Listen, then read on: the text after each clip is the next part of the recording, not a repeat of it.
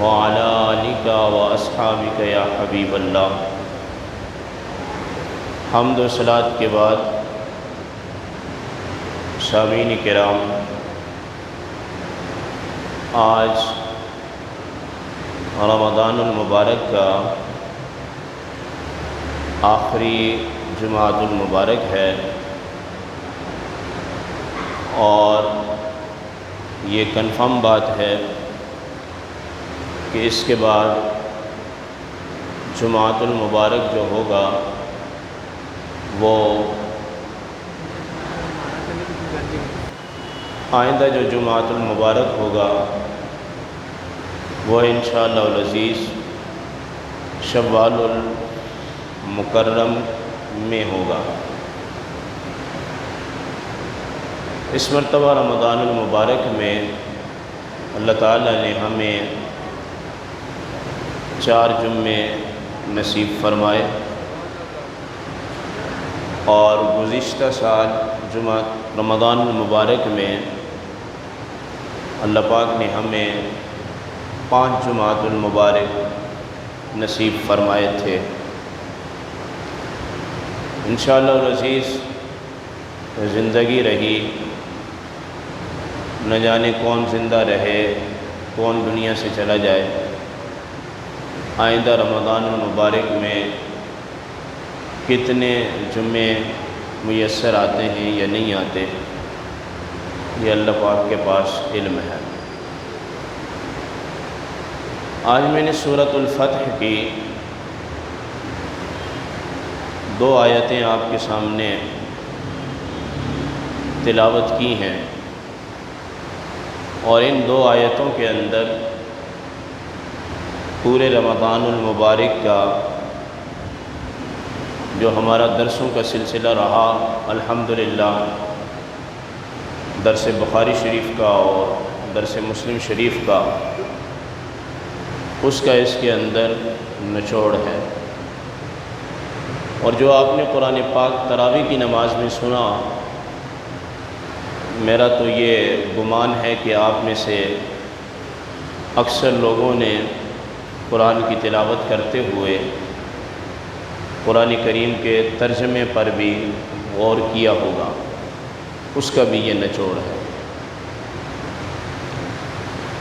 تو اللہ تعالیٰ نے فرمایا کہ اِنَّا أَرْسَلْنَاكَ شَاهِدًا وَمُبَشِّرًا وَنَذِيرًا، بے شک ہم نے بھیجا آپ کو گواہ بنا کر، اور ہم نے آپ کو بشیر بنا کر بھیجا، اور ہم نے آپ کو نذیر بنا کر بھیجا۔ یہاں اس آیہ شریفہ کے اندر نبی کریم علیہ السلام کی 3 صفات کا ذکر کیا گیا کہ ہم نے آپ کو رسول بنا کر بھیجا، تو آپ کی صفت یہ ہے کہ آپ گواہ ہیں، اور آپ بشیر ہیں، اور آپ نذیر ہیں۔ گواہ اس کو کہتے ہیں کہ جو بندہ اپنے سر کی آنکھوں کے ساتھ رونما ہونے والے واقعے کی جگہ پر موجود ہو اور اپنی آنکھوں سے دیکھ رہا ہو۔ میں زیادہ بحث میں نہیں جاؤں گا کہ علماء حضور کو حاضر ناظر مانتے ہیں، اس بحث میں زیادہ نہیں پڑھوں گا، لیکن میں صرف اتنا کہوں گا کہ شاہد کا معنی یہ ہوتا ہے کہ اگر آپ کسی واقعے کے شاہد بنتے ہیں اور شہادت دیتے ہیں، تو شہادت کے لیے ضروری ہوتا ہے کہ جس مقام پر یہ واقعہ ہوا ہے آپ اس مقام پر موجود ہوں، اور آپ اپنے سر کی آنکھوں سے اس واقعے کو دیکھ رہے ہوں۔ عدالت عالیہ جب آپ سے استفسار کرتی ہے گواہی کا، تو وہ آپ سے حق بجانب ہوتی ہے کہ وہ اس بات پر جرا کرے کہ آپ جب یہ واقعہ ہوا اس وقت موجود تھے یا نہیں تھے۔ اگر آپ نے کہا اس وقت میں موجود نہیں تھا، تو عدالت عالیہ آپ کی گواہی کو رد کر دیتی ہے کہ شہادت کے لیے واقعے کو اپنی آنکھوں کے ساتھ دیکھنا ضروری ہوتا ہے۔ تو یہاں نبی کریم علیہ السلام کو فرمایا گیا کہ ہم نے آپ کو شاہد بنا کر بھیجا، اور یہاں شاہد سے مراد یہ ہے کہ نبی کریم علیہ السلام اپنی امت کے اعمال پر گواہ ہوں گے قیامت کے دن۔ کس نے روزہ رکھا، کس نے نماز پڑھی، کس نے حج کیا، کس نے زکوٰۃ کی ادائیگی کی، حضور فرمائیں گے اس نے روزہ رکھا، اس نے حج کیا، اس نے نماز کو پڑھا، اس نے زکوٰۃ کی ادائیگی کی۔ حضور گواہی دیں گے اس بات کی کہ یہ شراب نوشی کرتا رہا، سود خور یہ رہا، مال ہڑپ یہ کرتا رہا، زنا یہ کرتا رہا، قتل و غارت یہ کرتا رہا۔ تو حضور اس بات پر اچھے اور برے اعمال پر گواہی دیں گے۔ یہ بات تو سمجھ میں آتی ہے کہ کم و بیش 1,00,000 کے لگ بھگ، کچھ نے 1,15,000، کچھ نے 1,24,000 کا، کچھ نے 1,00,000 سے زیادہ کا قول کیا کہ حضور علیہ السلام نے جن لوگوں کو کلمہ پڑھایا اور جن کی تربیت فرمائی ان کی تعداد 1,00,000 سے زیادہ ہے صحابہ کرام سے۔ تو جنہوں نے حضور کی بارگاہ میں کلمہ پڑھا، حضور کے پیچھے نمازیں پڑھیں، حضور کی موجودگی میں زکوٰۃ کو ادا کیا، تو قرآنی اس آیت سے صحابہ تو شامل ہو گئے کہ نبی علیہ السلام صحابہ کی نماز کے وقت موجود تھے، اور جب صحابہ کا دور گزر گیا اور نبی کریم علیہ السلام اس دنیا سے تشریف لے گئے، اب قیامت تک لوگ نمازی بھی پڑھیں گے، لوگ ایمان بھی لائیں گے، لوگ زکوٰۃ بھی دیں گے، لوگ حج بھی کریں گے، اچھے اعمال بھی ہوں گے اور برے اعمال بھی ہوں گے۔ تو پھر نبی کریم علیہ السلام بعد میں آنے والے لوگوں پر کیسے گواہی دیں گے؟ تو ماننا پڑے گا کہ اللہ نے اپنے محبوب کو ایک ایسی طاقت اور ایک ایسی قوت عطا کی ہے شہادت کی، ہیں تو اپنے روزہ شریف کے اندر ہیں لیکن قیامت تک اپنی امت کے اعمال کو مشاہدہ فرما رہے ہیں۔ یہ میں آپ کو قرآن بتا رہا ہوں، ہیں تو اپنے روزہ شریف کے اندر ہیں لیکن قیامت تک امت اچھے اعمال کرے یا برے اعمال کرے، دونوں صورتوں میں نبی کریم علیہ السلام اپنی امت کے اعمال کو مشاہدہ فرما رہے ہیں۔ تب جا کے گواہ کا لفظ نبی کریم علیہ السلام کے لیے قرآنی روح سے صادق آئے گا۔ اس مسئلے میں ہمیں پڑھنے کی یا زیادہ بحث مباحثہ کرنے کی کوئی ضرورت نہیں ہے کہ کوئی نبی کو حاضر مانتا ہے، شاہد مانتا ہے، ہم اپنا وقت ضائع نہ کریں، بلکہ ہمارا یہ ایقان ہونا چاہیے قرآن کی روح سے کہ سرکار دو عالم صلی اللہ علیہ وسلم اپنے روزہ شریف میں ہمارے اعمال کو مشاہدہ کر رہے ہیں، اور ہم سے کوئی ایسا عمل صادر نہ ہو کہ جس کی بنا پر آقا کریم علیہ السلام ناراض ہو جائیں اور ناپسندیدگی کا اظہار فرمائیں۔ احادیث طیبہ کے اندر یہ بات موجود ہے کہ نبی کریم علیہ السلام پر امت کے اعمال کو پیر کے دن پیش کیا جاتا ہے، اور نبی کریم علیہ السلام اپنی امت کے اعمال کو دیکھتے ہیں۔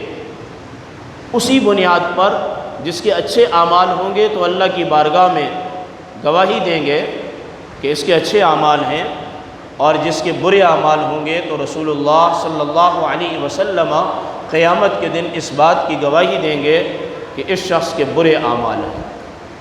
یہ شاہد کا ایک مفہوم میں نے آپ کے ذہن میں رکھا۔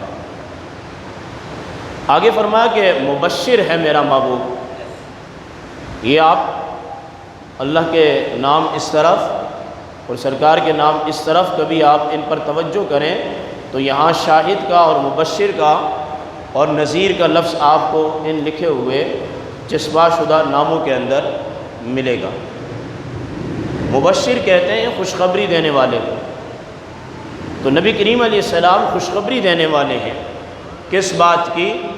جو اللہ کو وحدہ لا شریک مانتا ہے، نماز کی ادائیگی کرتا ہے، زکوٰۃ کے فریضے کو سر انجام دیتا ہے، رمضان المبارک کے مہینے کے روزے رکھتا ہے، حج کے واجب ہو جانے پر ادائیگی حج کرتا ہے، برے کاموں سے رک جاتا ہے، تو اللہ کے محبوب نے ان لوگوں کو جنت کی خوشخبریاں عطا کی ہیں۔ ان کے لیے آپ علیہ السلام مبشر ہیں۔ مبشر کا معنی ہوتا ہے خوشخبری دینے والا۔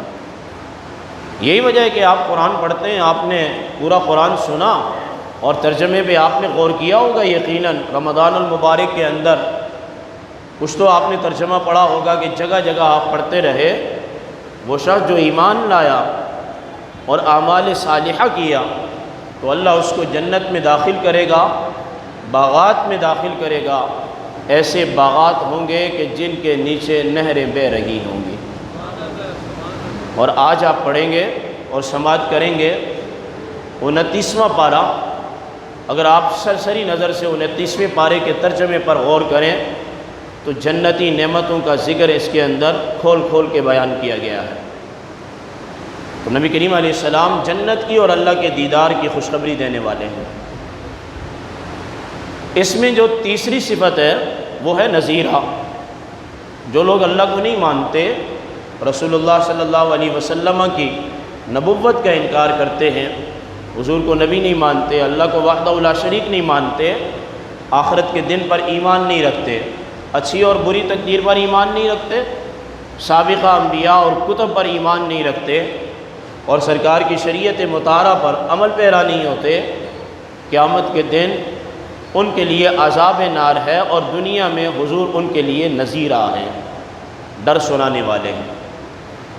تو مبشر کا مطلب جنت کی خوشخبری دینے والے، اور نذیرہ کا مطلب جہنم کے عذاب سے ڈرانے والے۔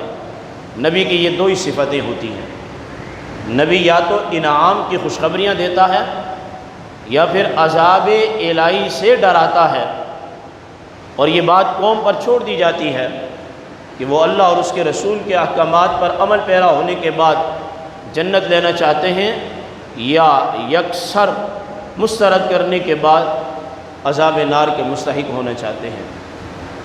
یہ باتیں بیان کرنے کے بعد اللہ نے قرآن میں ایک طریقہ بیان کیا اور ایک حکم، جس کے بارے میں میں نے اپنے درس کے اندر کہا کہ یہ پورے درسوں کا، پورے قرآن کا نچوڑ ہے، اور وہ یہ ہے کہ لِتُؤْمِنُوا بِاللَّهِ وَرَسُولِهِ، تم اللہ پر، اس کے رسول پر ایمان لاؤ۔ یہ بنیادی بات ہے۔ بنا ایمان کے نہ خرچ اللہ کو قبول، بنا ایمان کے نہ کوئی نیکی قبول۔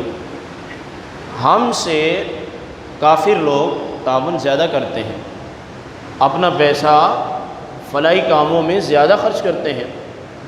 ایسے لوگ بھی دنیا میں ہیں کافر کہ جو بڑی بڑی مصنوعات کے مالک ہیں، وہ جب بناتے ہیں اور اپنے شیئر رکھتے ہیں اس میں، تو اس میں ایک حصہ باقاعدہ معاہدے کے طور پہ لکھ کے متعین کر کے حکومت وقت سے کہتے ہیں کہ ہم یہ فلاحی کاموں میں خرچ کریں گے، اس سے ہم یہ چلائیں گے۔ مسلمان تو پہلے کماتا ہے بعد میں خرچ کرتا ہے، وہ پہلے ہی سے ایک حصہ مختص کر دیتے ہیں۔ اور آپ کا یہ ملک جو ہے یہ ساری زندگی قرضے لے کے اسی پہ چل رہا ہے، وہ آپ کو قرضہ دے رہے ہیں، جس کی انہوں نے دھمکی ابھی پارلیمنٹ کے اندر لگائی اور 700 کچھ ووٹ پڑے، اور بہت ساری جو مراد ہمیں دی گئی ہیں ان کو واپس لینے کی وہ بات کر رہے ہیں۔ کوئی ثواب نہیں ملے گا انہیں، کیونکہ ان کے پاس کلمہ نہیں ہے۔ نیکی کی قبولیت کے لیے ضروری ہے کہ بندہ کلمے کو پڑھے اور مسلمان ہو۔ لِتُؤْمِنُوا بِاللَّهِ وَرَسُولِهِ، اگر کلمہ نہیں ہے تو کوئی بھی نیکی کی بات، کوئی بھی فلاحی کام اللہ کی بارگاہ میں قبول نہیں ہے۔ پہلے اللہ کو تو مانو، نیکی اللہ کے لیے کی جاتی ہے، برائی سے اللہ کی وجہ سے رکا جاتا ہے۔ پہلے اللہ کو تو مانو، اس کو وحدہ لا شریک تو مانو، اس کے نبی پر ایمان تو لاؤ، اس کے بعد اعمال کی دنیا کی طرف آؤ۔ تو بنیادی بات ارکان اسلام میں سے پہلی جو ہے وہ کلمہ طیبہ ہے، لا الہ الا اللہ محمد الرسول اللہ صلی اللہ علیہ وسلم۔ یاد رکھ لیجئے، یہ وظیفہ اتنا پختہ ہونا چاہیے اور اتنا پکا ہونا چاہیے کہ بوقت خاتمہ انسان کے دل میں کوئی عقیدہ اور نظریہ ہو یا نہ ہو، مرتے وقت اللہ کی وحدانیت اور محمد صلی اللہ علیہ وسلم کے اللہ کے سچے اور صادق اور خاتم النبیین رسول ہونے کا عقیدہ سانس کے نکلتے وقت انسان کے اندر موجود ہونا چاہیے۔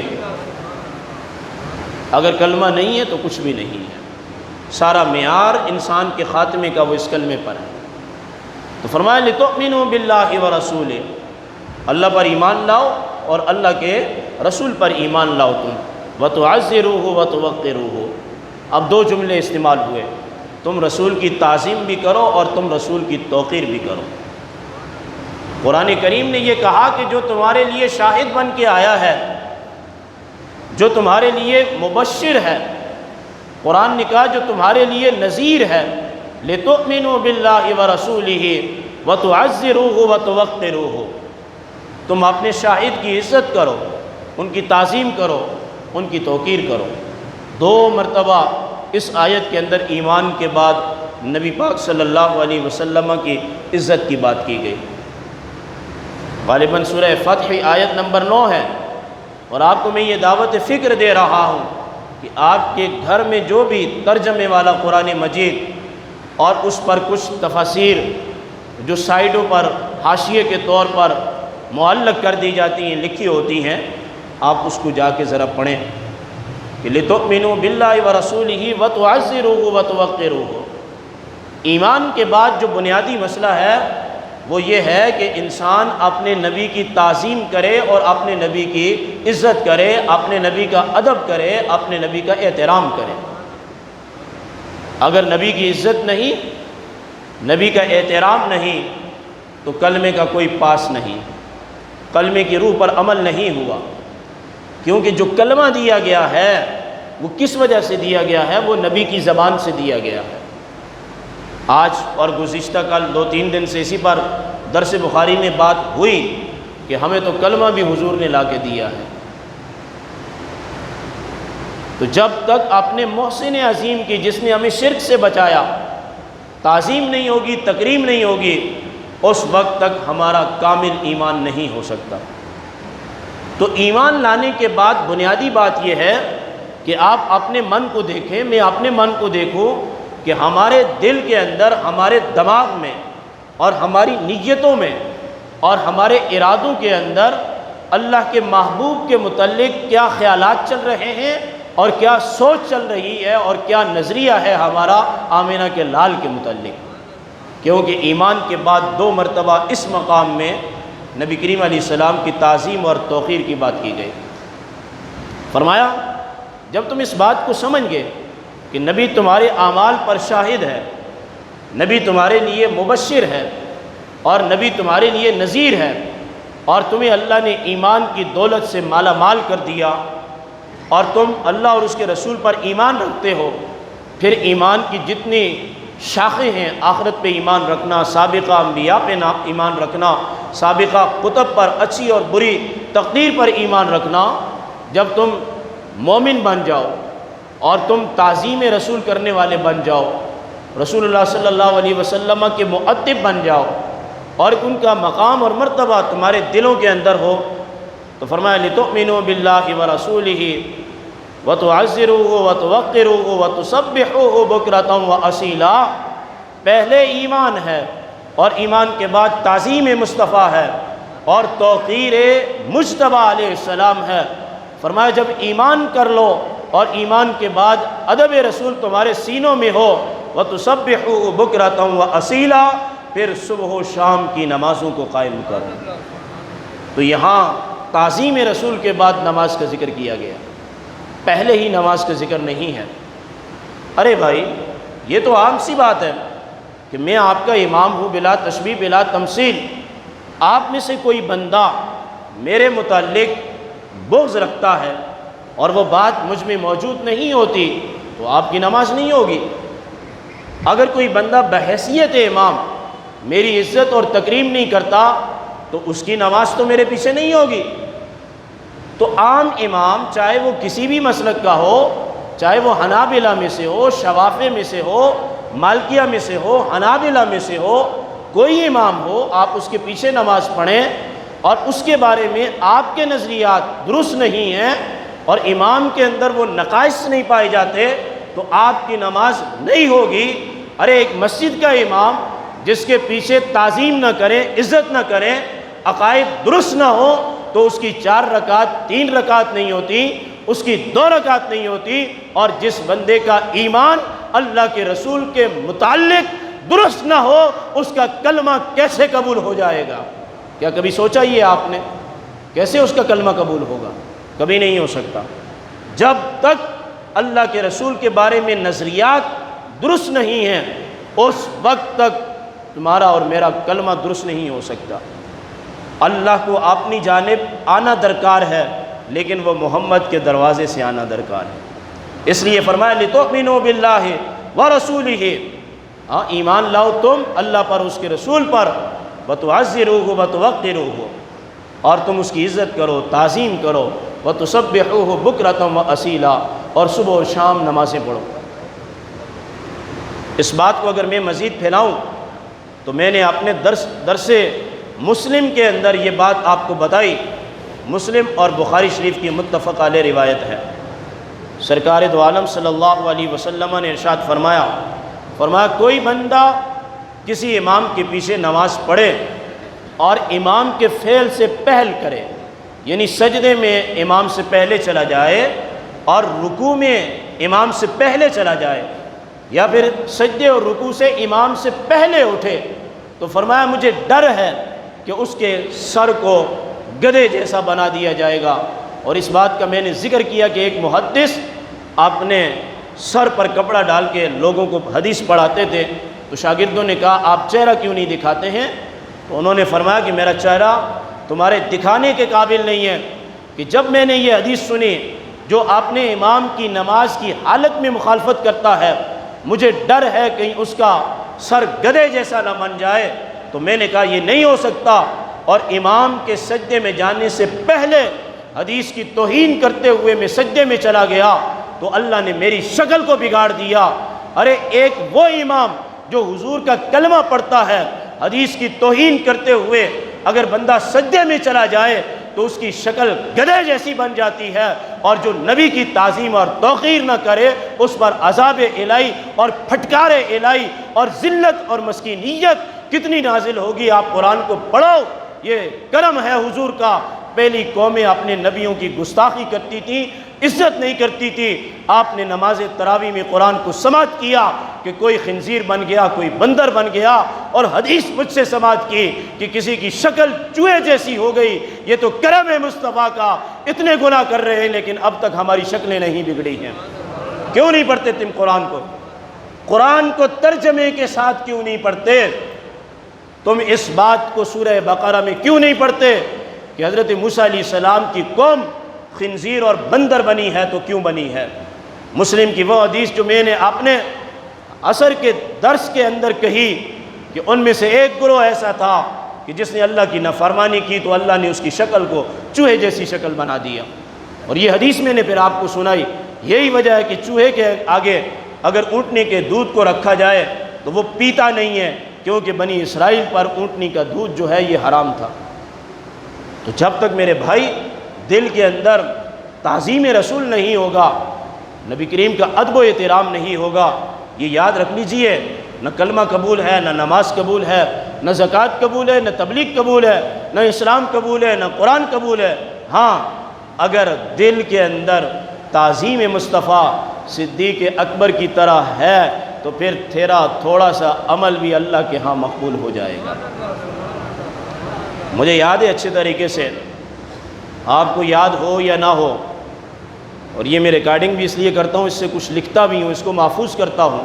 مجھے اچھے طریقے سے یاد ہے کہ جب پہلی مرتبہ میں اس مسجد میں انٹرویو تو نہیں کہوں گا میں، کیونکہ ظاہر سی بات ہے عالم کا کوئی انٹرویو لے بھی نہیں سکتا ہے، سیدھی سی بات ہے۔ میں یہ کہوں گا کہ پہلی مرتبہ جب میں آپ کی مسجد میں آیا تھا، میرے پہلے جمعے کا خطبہ ہی یہ تھا کہ اللہ کے رسول کی تعظیم اور ادب و احترام۔ آج ہی میں دیکھ رہا تھا وہ میرے نوٹس ابھی بھی کتابوں پر لگے ہوئے ہیں، پہلی مرتبہ، اور یہاں کرسی پہ بیٹھ کے میں نے آپ کو یہی آیات بتائی تھی، یا ایھا الذین آمنوا لا ترفعوا اصواتکم فوق صوت النبی۔ آپ پڑھیں سورہ حجرات کی ان آیتوں کو پڑھیں۔ اب میں نے سوچا ہے کہ ہم کم بولیں اور آپ کو کہیں کہ آپ بولیں اور آپ قرآن کا مطالعہ کریں، آپ قرآن کو سمجھیں، آپ چھوڑیے کسی کی بات پر کان نہ لگائیں آپ، لیکن آپ آج جا کے سورہ حجرات کا ابتدائی آیات کا ترجمہ پڑھ لیں آپ، کہ اللہ نے اپنے محبوب کی تعظیم اور اس کی توقیر کے متعلق کہاں تک فرمایا جب میرا محبوب بات کرے تو مجلس کے اندر تمہاری آواز میرے محبوب کی آواز پر بلند نہیں ہونی چاہیے۔ اور فرمایا اس کے بعد عمر بن خطاب آتے اور نبی کریم علیہ السلام کی بارگاہ میں بات کرتے، اتنا آہستہ بات کرتے کہ پوچھا جاتا کہ عمر تم نے کیا بات کہی ہے؟ ارے عمر بلند آواز سے بولے نبی کی بارگاہ میں تو اس کا ایمان چلا جائے، یہ قرآن کا قانون ہے، اور کوئی عام آدمی یا کوئی ملا نبی کی تعظیم نہ کرے اور اس کا ایمان باقی رہے، یہ ہو سکتا ہے؟ کیوں نہیں پڑھتے آپ قرآن کو؟ سورہ حجرات کو کیوں نہیں پڑھتے؟ یا ایھا الذین آمنوا لا ترفعوا اصواتکم فوق صوت النبی ولا تجہروا له بالقول کجہر بعضکم لبعض ان تحبط اعمالکم وانتم لا تشعرون ان الذین یغضون اصواتهم عند رسول اللہ اولئک الذین امتحن اللہ قلوبهم للتقوی لهم مغفرۃ واجر عظیم۔ فرمایا تمہارے دلوں کے اندر تعظیم مصطفیٰ ہو، خدا تمہیں متقی بھی بنا لے گا، تمہارے گناہوں کو معاف بھی فرمائے گا اور تمہیں اجر عظیم بھی عطا فرمائے گا۔ بندہ تعظیم مصطفیٰ سے متقی بنتا ہے، پرہیزگار بنتا ہے۔ قرآن آپ نہیں پڑھتے سورہ بقرہ شریف میں؟ یا ایھا الذین آمنوا لا تقولوا راعنا وقولوا انظرنا۔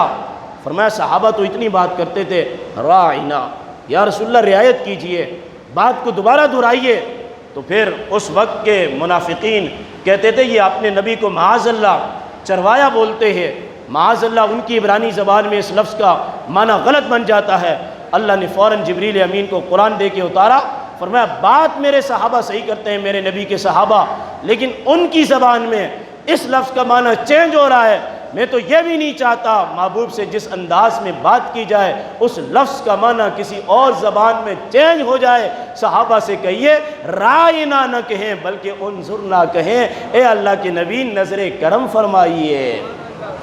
احادیث کی طرف میں نہیں جا رہا، میں صرف آپ کو قرآن دے رہا ہوں۔ وقول انظرنا، صحابہ سے کہا جا رہا ہے ہماری طرف نظر کرم فرمائیے۔ رائنا کا کلمہ جو ہے یہ یہود اور نصارہ کے ہاں ایسا معنی دیتا ہے کہ جس سے ایک گستاخی کا اور بے ادبی کا پہلو نکلتا ہے۔ یہ آج کے خطبے کا آخری آپ کو پیغام ہے، نہ جانے پھر آپ ہوں یا میں ہوں یا پھر ہماری ملاقات یہاں ہو یا نہ ہو، یہ آخری پیغام ہے کہ جب امام مالک کے زمانے میں خلیفہ ابو جعفر مسجد نبوی میں آئے تو بلند آواز سے بات کرنے لگے۔ امام مالک نے فرمایا رسول اللہ کی بارگاہ میں اپنی آواز کو پست کر، بلند آواز سے بات نہ کر۔ یا ایھا الذین آمنوا لا ترفعوا، آج بھی آپ جائیں روضہ شریف پر یہ آیات طیبات ریاض الجنہ کی جالیوں کے اوپر اسی طرح سے لکھی ہوئی ہیں، یا ایھا الذین آمنوا لا ترفعوا۔ یہ بتا رہا ہے کہ تمہارے عقائد ہمارے والے ہوں یا نہ ہوں، تمہاری لکھائی بتا رہی ہے کہ حق بات وہی ہے جو نبی کے آداب کے متعلق قرآن کریم کے اندر ہے، یہ بتا رہا۔ فرمایا آہستہ کر اپنی آواز کو، پست کر اپنی آواز کو۔ رسول اللہ کی مسجد میں زور سے بولتا ہے، اس نے آواز کو پست کیا، اور پست کرنے کے بعد یہ جو خلیفہ ہوتے ہیں، یہ جو حاکم ہوتے ہیں، ان کی گردن میں سریا قدر موٹا ہوتا ہے۔ مولوی بھی ذرا ہوتے ہیں لیکن ان کی گردن میں سریا قدر موٹا ہوتا ہے۔ تو یہ خلیفہ امام مالک سے باس مباحثہ کرنے لگا اور کہنے لگا مجھے یہ بتائیں کہ آج میں حضور کی بارگاہ میں آ گیا، اس روضہ شریف پر آ گیا، آواز تو میں آہستہ کر لوں گا، بس آواز میں بات کروں گا، کیونکہ آپ نے کہا نبی کی ظاہری اور وصال کے بعد کی زندگی ایک طرح ہے، لیکن سن میں یہاں سے منہ مکہ کی طرف منہ کر کے دعا کروں یا روضہ رسول کی طرف منہ کر کے دعا کروں؟ امام مالک نے فرمایا تو مجھ سے مسئلہ کیا پوچھتا ہے؟ تو نے قرآن میں نہیں پڑھا وَلَوْ أَنَّهُمْ إِذْ ظَلَمُوا أَنفُسَهُمْ جَاءُوكَ فَاسْتَغْفِرُوا اللَّهَ، جب تم اپنی جانوں پر ظلم کرو تو اللہ کے نبی کی بارگاہ میں آ جاؤ اللہ کا نبی تمہارے لیے استغفار کرے گا، تم اللہ کو استغفار کو قبول کرنے والے پاؤ گے۔ فرمایا قرآن کہہ رہا ہے کہ روزے کی طرف یہاں آنے کے بعد تمہارا منہ بیت اللہ کی طرف نہیں ہونا چاہیے، روزے کی طرف منہ کر کے اور حضور کے وسیلہ سے دعا کرو۔ پھر امام مالک نے بڑے سنہری الفاظ بولے، اس کو اپنے دلوں کے اندر پیوست کر لیجئے۔